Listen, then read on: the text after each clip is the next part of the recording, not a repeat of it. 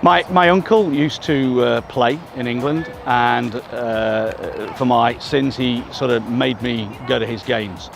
A certain person called Brian Clough, a famous coach from England, sort of got under my skin, and I never looked back after that. Wherever he went, I went, and he drove something in me that says I cannot ever leave this game.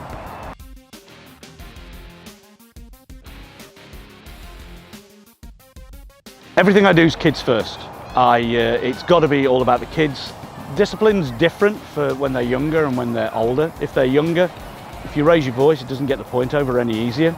You've got to reward different players in different ways. The younger ones need a pat on the back every time they open a can of soda. The older ones, they need more about, coaching in a certain style.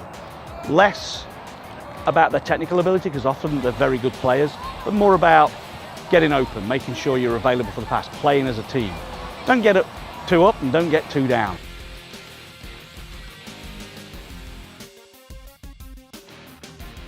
I think it's a very open environment. I think there's a culture that kids are first. Not all clubs are like that. I've been to a few clubs. I firmly believe it isn't about the kids, you're doing something wrong. No matter how old they are. It's not about me. It's not about the victories always. We all want to win. But it's about development. Our job is to get them to U18, U19, and hopefully they'll go on to bigger and better things. Not all clubs are like that. It's all about the wins and loss column.